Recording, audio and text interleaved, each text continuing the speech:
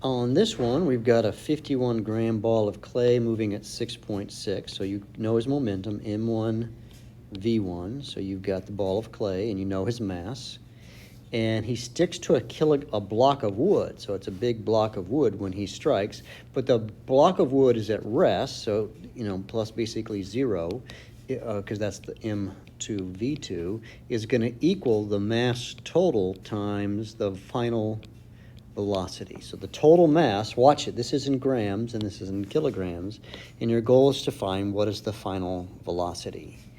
And the question, though, is what's the percentage of the ball's energy lost? The reason you need to do this is you need to find the kinetic energy before, which is 1/2 mv squared. So do some math. You know the velocity, it's 6.6, and you know the mass. Figure this out. Watch the units, that's in grams.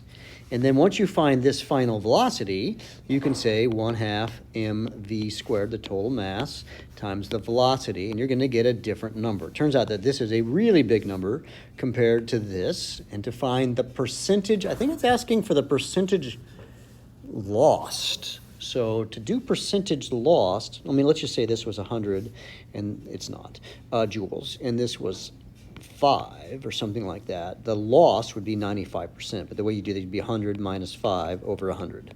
So that would be how you would do it. So this is not going to be 100, it's going to be some weird decimal number, and that's how you would figure out.